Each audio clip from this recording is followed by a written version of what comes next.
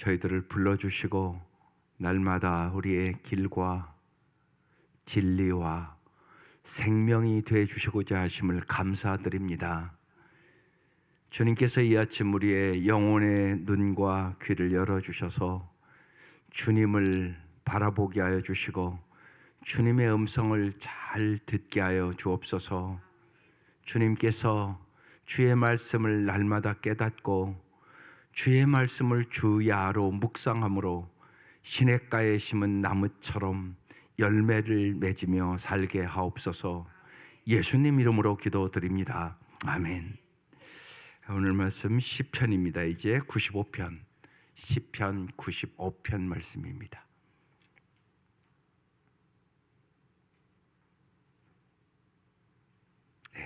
합독하도록 하겠습니다. 시작. 오라 우리가 여호와께 노래하며 우리의 구원의 반석을 향하여 즐거이 외치자. 우리가 감사함으로 그 앞에 나아가며 시를 지어 즐거이 그를 노래하자. 여호와는 크신 하나님이시요 모든 신들보다 크신 왕이시기 때문이로다. 땅의 깊은 곳이 그의 손안에 있으며 산들의 높은 곳도 그의 것이로다. 바다도 그의 것이라 그가 만드셨고 육지도 그의 손이 지으셨도다. 오라 우리가 굽혀 경배하며 우리를 지으신 여호와 앞에 무릎을 꿇자. 그는 우리의 하나님이시요 우리는 그가 기르시는 백성이며 그의 손이 돌보시는 양이기 때문이라. 너희가 오늘 그의 음성을 듣거든 너희는 무리바에서와 같이 또 광야의 마사에서 지냈던 날과 같이 너희 마음을 완악하게 하지 말지어다. 그때 너희 조상들이 내가 행한 일을 보고서도 나를 시험하고 조사하였도다. 내가 40년 동안 그 세대로 말미암아 근심하여 이르기를 그들은 마음이 미혹된 백성이라 내 길을 알지 못한다 하였도다.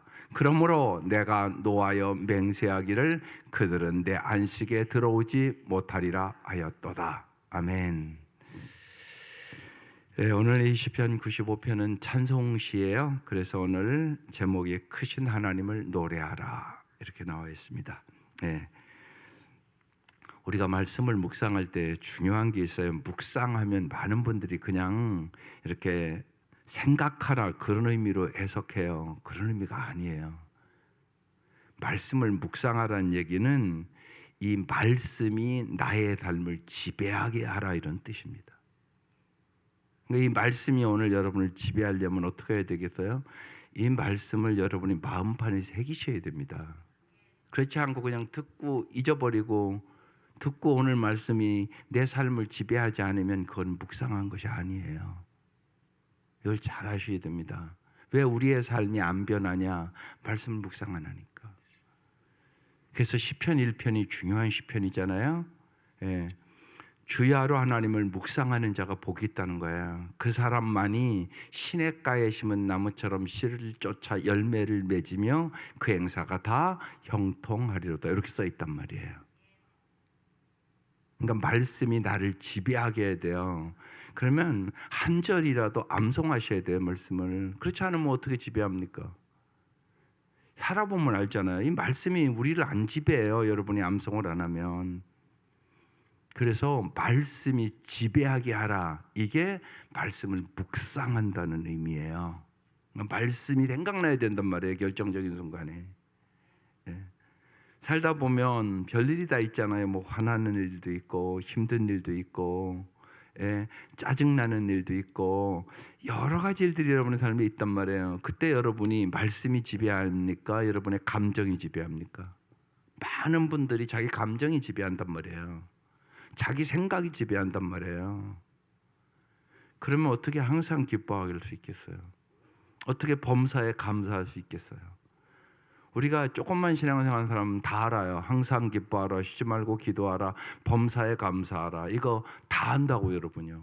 근데 여러분의 삶을 보면 그게 아닌 거예요, 이게. 왜? 말씀이 나를 지배하지 않는 거예요. 말씀이 지배하는 사람만 주 안에서 항상 기뻐할 수 있죠. 그리고 주님 앞에 맡길 수 있죠. 그리고 범사에 감사할 수 있죠. 하나님의 말씀에 순종할 때만 역사는 일어납니다. 순종하지 않으면 아무런 역사가 없어요. 그러면 뭐 기도 응답이 없으니까 주일날 와서도 별로 감격으로 예배를 못 드려요. 그냥 또 종교 생활을 하는 거라고요. 그래서 그런 겁니다. 그래서 꼭 말씀을 묵상한다는 얘기는 말씀이 나를 지배하게 하라, 이런 뜻이라는 사실을 아시고, 예, 이제 그 긴 욥기가 끝나고 이제 빌립보서가 어제로부터 끝났잖아요. 오늘부터 이제 시편 이제 며칠 나눌 것입니다. 95편입니다. 1절. 오라. 주님이 언제나 우리를 오라고 그러죠. 수고하고 무거운 짐진 자들아 다 내게로 오라. 이게 중요해요. 수고하고 무거운 짐을 지고도 하나님 앞에 안 온단 말이에요. 수많은 사람들이 기도도 안 한단 말이에요. 그러니까 해결이 안 되는 거예요. 주님은 오라고 말씀해요. 왜 오라고 그러겠어요? 정말 우리에게 복을 주시기 위해서 오라고 그러는 거죠. 와서 뭐 하라고요? 우리가, 내가가 아니에요. 우리가. 예. 이게 우리가라는 단어가 무지하게 중요한 단어예요. 성경은 언제나 우리가거든요. 근데 우리는 자꾸 내가라고요. 그러니까 언제나 공동체를 생각하셔야 돼요. 함께 복을 받아야 된단 말이에요. 그러니까 우리가 주기도문도 다 보면 우리에게 일용할 양식을 주옵시고, 언제나 우리잖아요. 우리가 뭐 하라고요? 여호와께 노래하며. 지금 왜 불렀어요? 여호와께 노래하라고. 우리의 구원의 반석을 향하여. 하나님은 어떤 분? 구원의 반석. 구원의 반석이신 하나님. 주님이여 우리를 구원하시기 위해 이 땅에 오셨잖아요. 그것도 육신의 옷을 입고. 이건 엄청난 일이거든요. 정말 우리를 죄악에서 구원하려고, 지난주 말씀 나누면 어둠에서 빛으로 인도하려고, 정말 목마르고 배고픈 삶에서 풍성한 삶을 주시려고, 정말 거짓되고 더럽고 추한 우리들을 깨끗하게 하여 주셔서 정말 진실되고 하나님의 형상을 회복해 주시려고, 우리를 죽음에서 사망으로, 죽음에서 생명으로 우리를 인도하려고 예수님이 이 땅에 오셨다고요. 그래서 주님은 뭐라고요? 우리의 구원의 반석이다. 구원의 반석이다. 주님만이 구원자예요. 이걸 여러분 뚜렷하셔야 돼요. 주님만이 구원의 반석이다. 그래서 우리의 구원의 반석을 향하여 줄거이 외치자. 줄거이 노래하자. 그렇게 말씀하고 있는 거예요. 줄거이 찬송하자. 오늘 그러니까 핵심 말씀 뭐야? 날마다 찬송하고 살아라. 여러분, 찬송하고 살아가는 사람이 풍성한 삶이에요. 아주 중요합니다. 줄거이 외치자. 2절. 우리가 이제 찬송하면, 노래하면 그 다음에 따라오는 게, 우리가 뭐함으로? 감사함으로. 은혜를 아는 사람은 언제나 뭐가 따라온다? 감사가 따라온다. 감사하는 자에게는 뭐가 따라온다? 기쁨이 따라온다. 오늘은 그래서 우리가 감사함으로 구원의 반석이신 하나님께, 감사함으로 나를 구원해 주신 하나님께, 흔들리지 않는, 반석이라는 얘기는 흔들리지 않는 의미하는 거잖아요. 언제나 영원한 구원이신 하나님께 감사함으로 그 앞에 나아가며 시를 지어 줄거이 그를 노래하자. 또 나왔어요. 뭐 하자고요? 노래하자. 찬양과 감사의 삶을 살아가는 거, 이게 참 중요합니다. 요사이 나의 삶에 찬양과 감사가 없다 그러면 요새 당신은 신앙의 적신호가 불이 켜진 거예요. 그 생각을 딱 파악을 하셔야 돼요. 내가 요새 찬양과 감사가 있나? 그게 없다 그러면 당신의 신앙에 지금 적신호가 켜졌습니다. 이렇게 딱 파악을 하셔야 돼요. 3절. 여호와는 어떤 하나님? 크신 하나님이다. 여호와는 어떤 분? 모든 신들보다 크신 왕이시기 때문이다. 주님이 얼마나 크신 하나님이실까요? 이건 상상할 수가 없어요. 그래서 언제나 주님은 내 생각보다 높고 깊어요. 이걸 잘 깨달으셔야 돼요. 그래야 여러분이 합력하여 선을 이룬다는 말씀을 확신할 수 있어요. 우리 인생에는 고난도 있고 힘든 거 있고 여러 가지가 있죠. 그러니까 그 현상만 보면 안 된단 말이에요. 크신 하나님을 바라봐야 된단 말이에요. 내가 지금 힘들고 어렵지만 주님이 더 크신 뜻이 있겠지. 주님은 우리를 연단하신 후에 정금같이 만들기를 원하세요. 여러분 자녀들도 무지하게 자녀들을 여러분 온상에서 기르는 부모가 있고 잘 훈련시키는 부모가 있다고요. 어떤 부모가 좋은 부모일까요? 훈련시키는 부모가 좋은 거예요. 이 생각을 꼭 해야 돼요. 무슨 훈련? 공부만 잘해서 되나요? 여러분 공부하는 것도 훈련이 잘 돼야 공부 잘할 수 있잖아요. 모든 게 그래요. 그런데 가장 중요한 것은 뭐냐? 하나님을 잘 알도록 훈련시키는 거예요. 하나님만이 구원의 반석이라고 써 있잖아요, 오늘. 하나님을 모르면 세상 것 아무리 잘 돼도요, 하루아침에 쓰러져요. 우리가 욥기에서 다 나눴잖아요, 이미. 하나님만이 구원의 반석이라고요. 하나님이 크신 하나님이라고요. 정말 우리는 내일 일을 모르잖아요. 쉽게. 그러니까 하나님이 모든 걸 아신단 말이에요. 크신 하나님, 전능하신 하나님, 전지하신 하나님, 정말 우리를 언제나 변함없이 사랑하신 하나님. 하나님의 생각이 너무나 크고 넓어서 우리는 정말 상상할 수도 없어요. 이 우주만 봐도 그렇잖아요. 상상할 수 없는 세계란 말입니다. 그래서 크신 하나님이다. 모든 신들보다 크신 왕이다. 왜 왕이라고 표현했을까요? 다스린다는 얘기예요. 온 우주와 세상을 다스리신 하나님이다. 하나님은 주권자다. 이런 것을 여러분이 자꾸 이렇게 체험하셔야 돼요. 삶 속에서. 이게 참 중요합니다. 지식적인 믿음으로는 세상을 못 이겨요. 내가 자꾸 하나님을 경험하는 삶을 날마다 살아가는 거예요. 그때 내가 진짜 믿음의 사람이 되는 거예요. 4절, 땅의 깊은 곳이 그의 손 안에 있으며, 땅의 깊은 곳이 하나님의 손 안에 있대요. 땅 밑에서 물이 어떻게 흐르는지 우리는 모르잖아요. 하나님 다 알고 계시단 말이에요. 산들의 높은 곳도 그의 것이리다. 하나님의 것이래요. 5절, 바다도 그의 것이라 그가 만드셨고 육지도 그의 손이 지으셨도다. 전체적으로 하나님은 어떤 분? 창조주. 하나님은 창조주다. 그렇게 얘기하고 있는 거예요. 이 하나님을, 이 위대하고 크신 하나님을 찬양하는 것이 마땅하다. 그 얘기를 지금 하고 있는 거예요.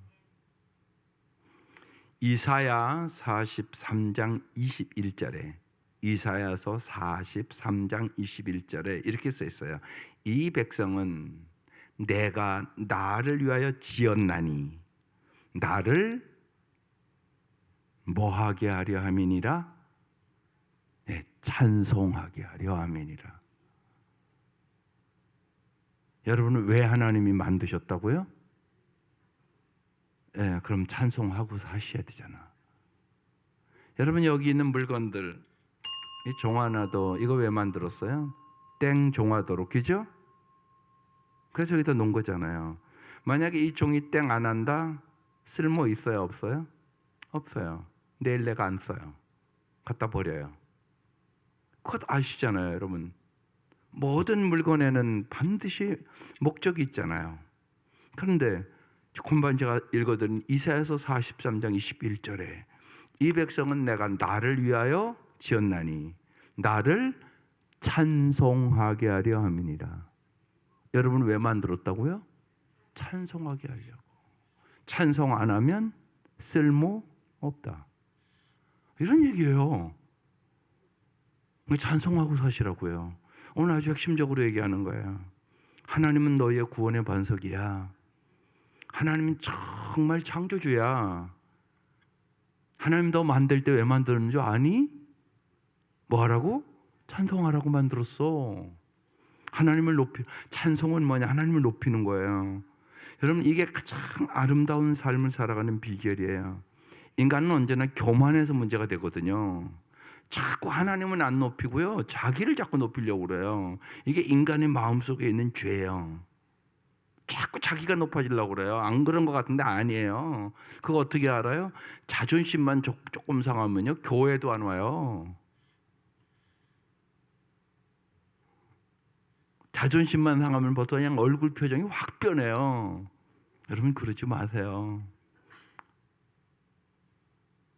그 생각이 뚜렷해야 돼요. 그러니까 세례요한의 이 말씀이 놀라운 말씀이에요. 그는 흥하고 나는 쇠하여야 하리라. 이거 엄청난 말씀이에요. 그때요, 이 세례요한은요, 예수님보다 인기가 더 좋을 때였거든요. 수많은 사람들이 처음에는 세례요한이 메시아인 줄 알았어요. 근데 그때 하는 얘기예요. 대단한 거잖아요. 예수는 흥하여야 되겠고 나는 쇠하여야 하리라. 나는 신발끈을 매줄 만큼도 안 된다. 이렇게 표현을 하거든요. 대단한 거야. 지난 주간도 그래서 얘기했어요. 신앙의 제1 요건도 겸손, 제2 요건도 겸손, 제3 요건도 겸손. 날마다 여기 왜 오세요? 겸손 훈련하러 오는 거예요, 우리요. 주님 앞에. 그리고 누구만 높인다고요? 주님만 높인다. 이게 뭐라고요? 찬송. 하나님 우리 왜 만들었다고요? 찬송. 이거 뚜렷하게 오늘 새벽 알고 가세요. 그래서 오늘 찬송을 부르며 하루를 살아보세요. 그럼 여러분의 마음속에 반드시 기쁨이 충만해지실 거예요. 그래서 은혜, 감사, 기쁨, 요게 삼박자 구원이에요, 진짜. 여기 행복이 있어요. 은혜를 깨달은 만큼 행복해요. 은혜를 깨달은 만큼 감사해요. 그리고 감사하는 영혼에 언제나 뭘 줘요? 주님은 기쁨을 반드시 주세요. 6절 오라 또 한 번 나왔어요. 1절에 오늘 오라 그랬어요. 두 번째 오라라는 단어가 나왔어요. 근데 1절과 달라요. 오라 우리가 여호와께 노래하며 이렇게 시작했는데요. 두 번째는 오라 우리가 뭐 한다고요? 굽혀 경배하며 우리를 지으신 여호와 앞에 무릎을 꿇자. 이게 겸손이에요. 주님 앞에 무릎을 꿇는 게 겸손이에요. 여기에는 어떤 의미가 있어요? 겸손하게 무릎을 꿇고 주님 앞에 순종하자. 그런 의미가 담겨 있는 거예요. 말씀을 듣고 오늘 이 아침 우리 순종하러 왔어요. 여러분 순종하려면 그 말씀을 부여잡아야죠. 듣고 잊어버리는데 어떻게 순종해요? 그러니까 주야로 묵상해야죠. 주야로 그 말씀을 묵상할 때 주님께서 우리가 정말 시냇가에 심은 나무와 같은 열매를 맺게 하는 거죠. 새해는 날마다 그렇게 살 수 있기를 바라요. 그게 복받은 사람이에요. 그게 주님과 동행하는 삶의 축복이에요. 주님이 날마다 우리와 동행하기를 원해요. 임마누엘. 왜? 도와주려고. 그래서 오라 우리가 굽혀 경배하며 우리를 지으신 여호와. 우리를 지으신 여호와니까 우리의 모든 것을 주님이 잘 알고 계시겠죠. 만든 분이 최고 잘 아는 거예요.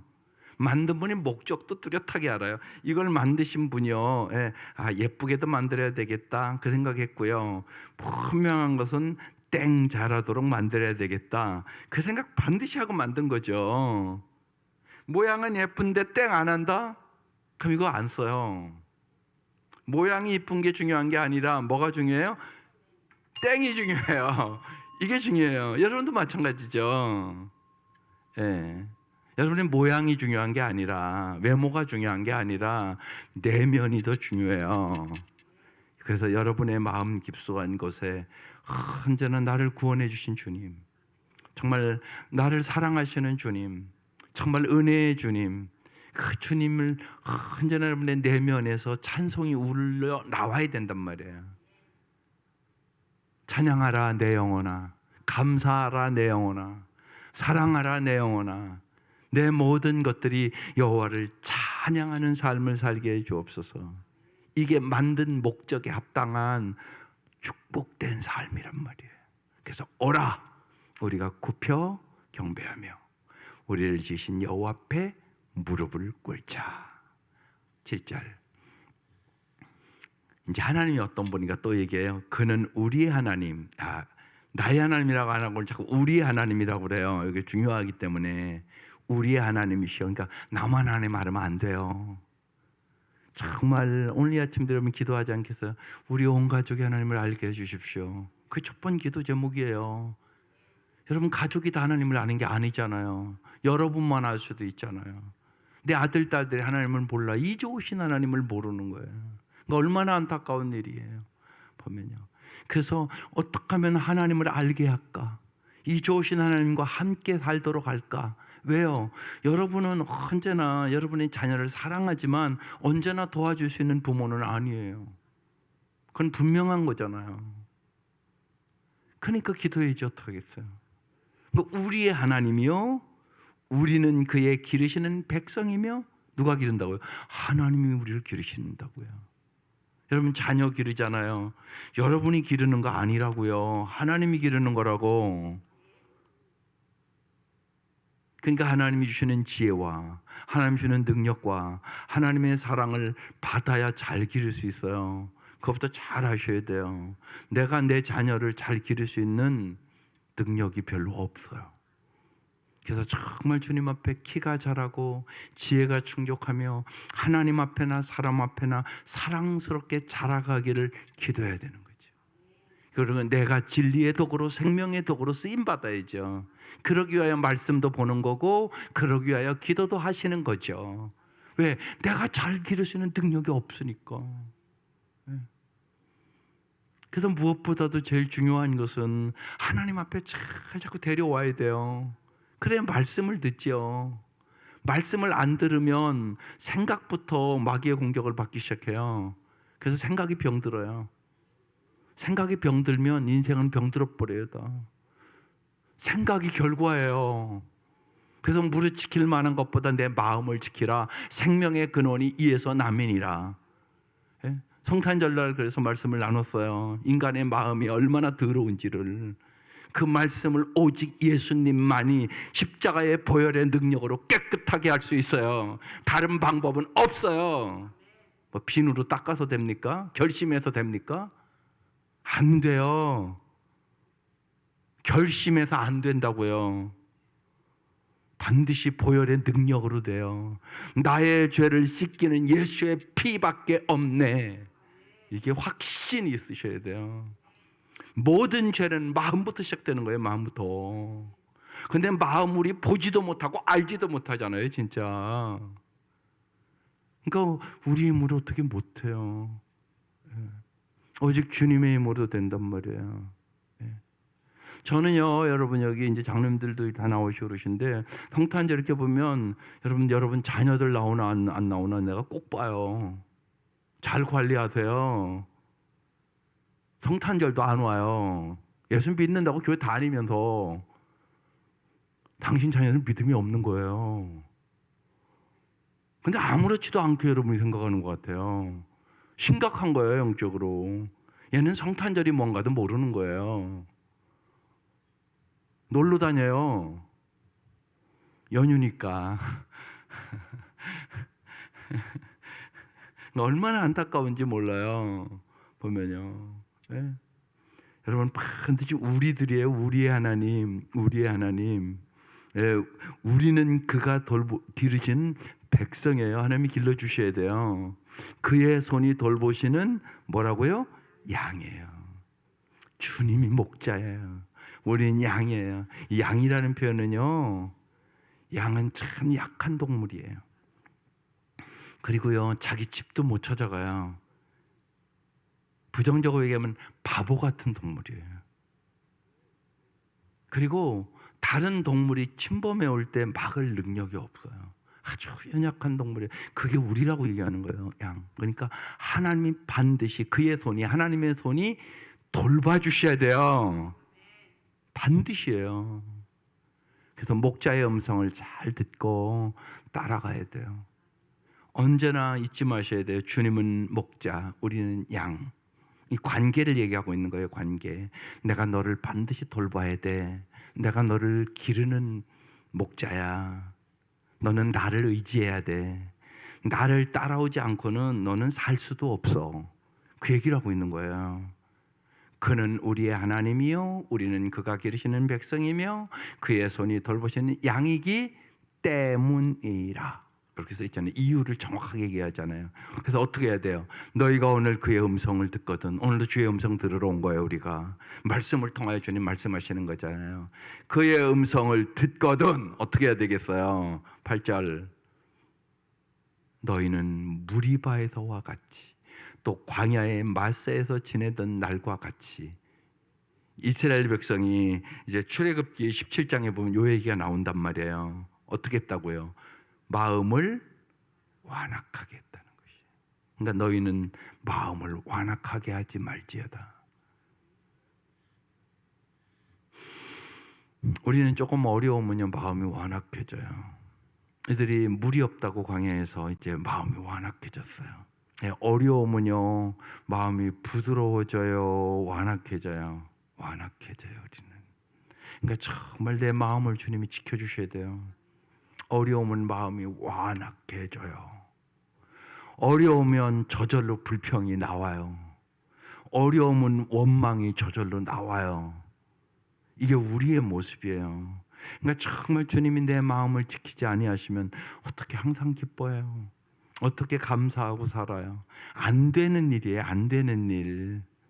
주님이 반드시 내 마음을 지켜주셔야만 기뻐할 수 있고 감사할 수 있고 기도할 수 있는 거죠.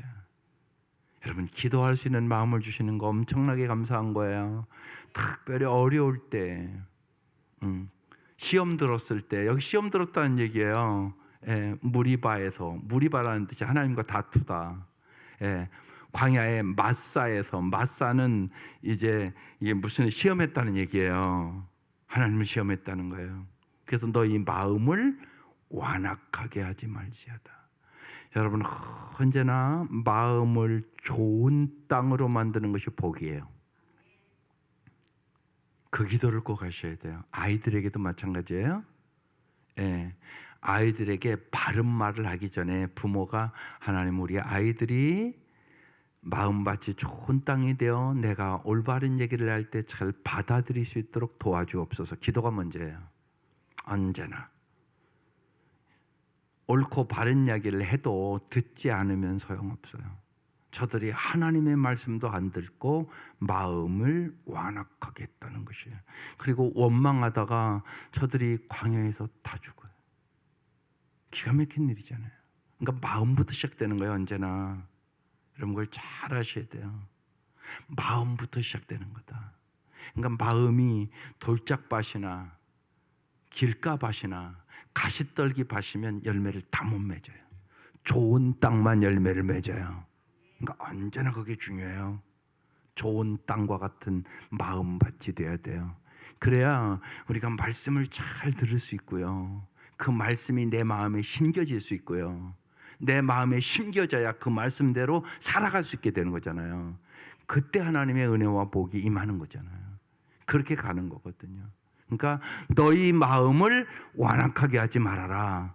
과거에 너의 백성들이 마음이 완악해서 광야에서 망했잖아. 그거 기억해. 그 얘기거든요. 9절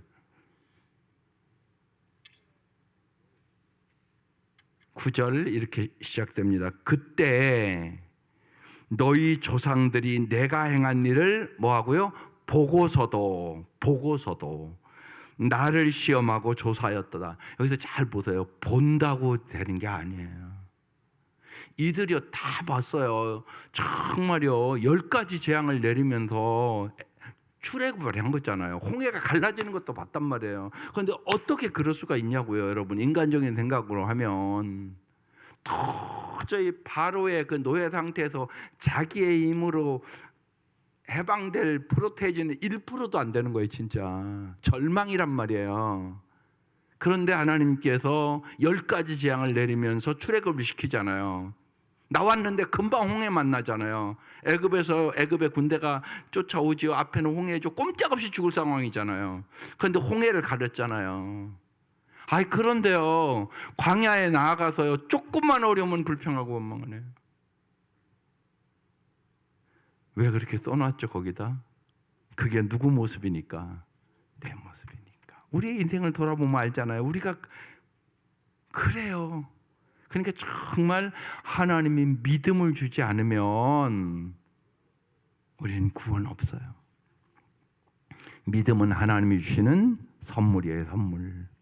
믿음 달라고 기도하시라고. 예. 어려움 해결해 달라고만 기도하지 말라고. 먼저 믿음을 달라고 기도하셔야 된다고. 믿음이 굳건해져야 어려움을 이길 수 있는 능력을 얻게 되는 거예요.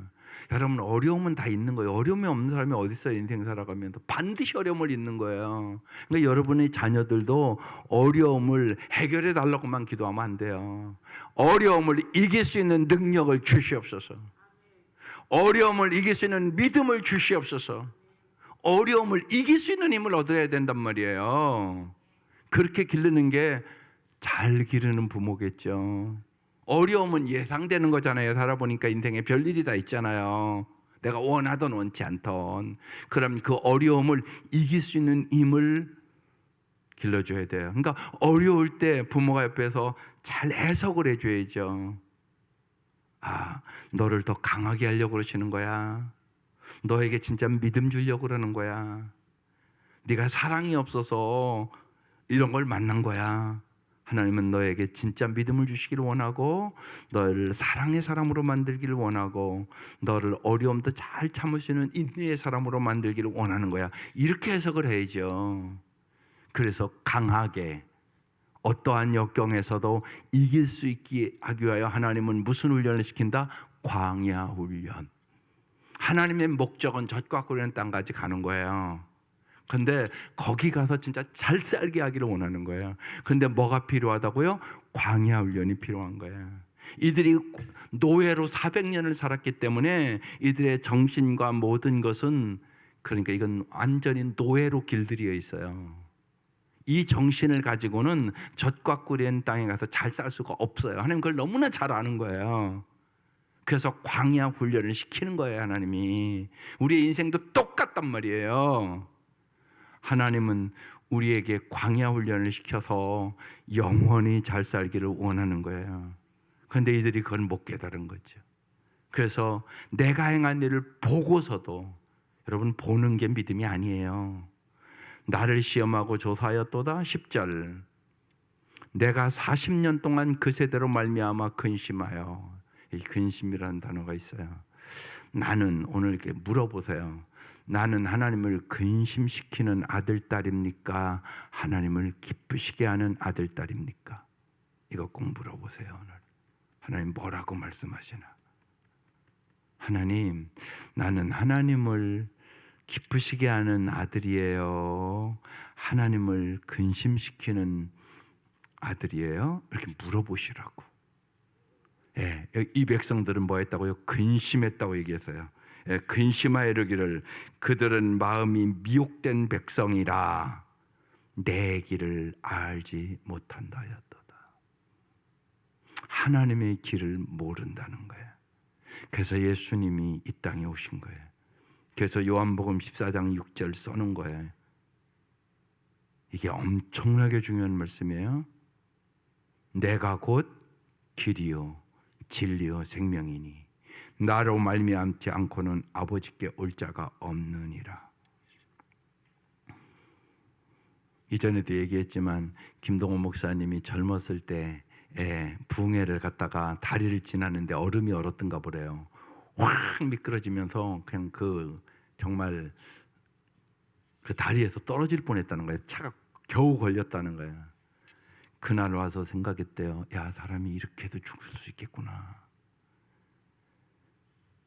그날 와서 그 붕해를 끝나고 와서 어느 말씀을 정말 내가 죽는다면 내 자녀들에게 줄까? 그때 자기의 마음속에 깊이 생각했던 말씀이 요한복음 14장 6절 말씀이래요. 내가 곧 길이요 진리요 생명이니 나로 말미암지 않고는 아버지께 올 자가 없느니라. 여러분, 예수님만이 길이에요. 부모는 뭐예요? 올바른 길로 인도하는 것이 부모예요. 어떤 길로 여러분 자녀들을 인도하기를 원하세요? 어떤 길로 인도하고 계세요? 예수만이 길이에요.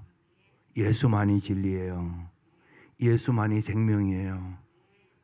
이 길로 인도하는 거야. 자녀들에게 그 얘기를 했대요.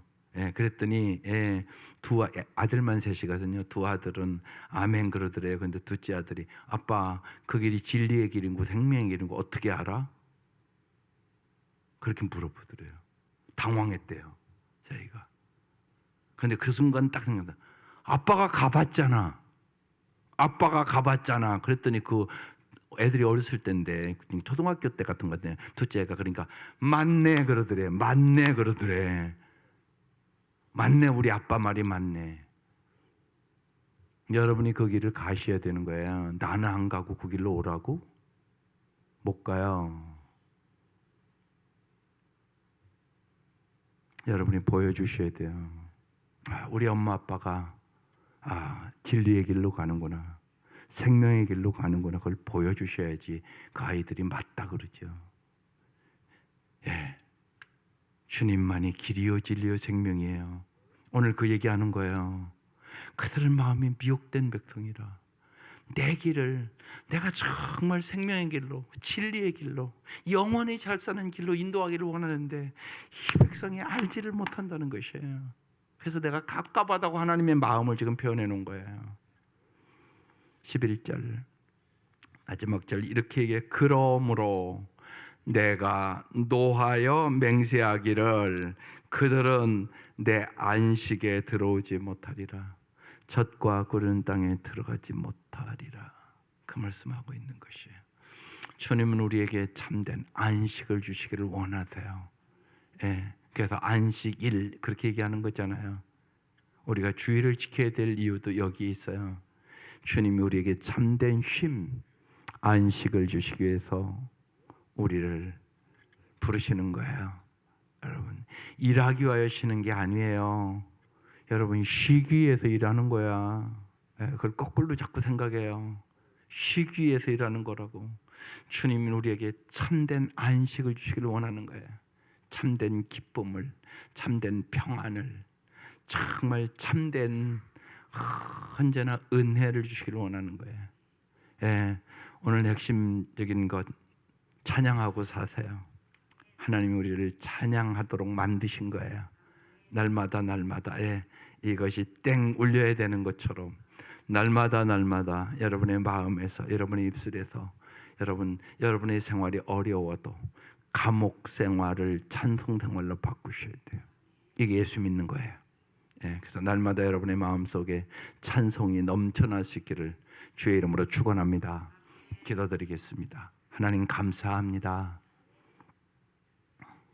주님께서 오늘 이 아침도 저희들을 불러주셔서 기쁨과 감사의 입술로 찬양하고 저희들이 굽혀 경배하며 오직 길이요 진리요 생명이신 주님을 따르게 하시고자 하심을 감사합니다.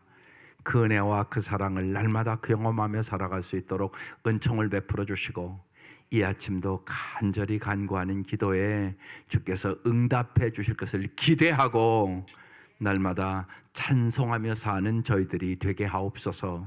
예수님의 이름으로 기도드립니다. 아멘. 하늘에 계신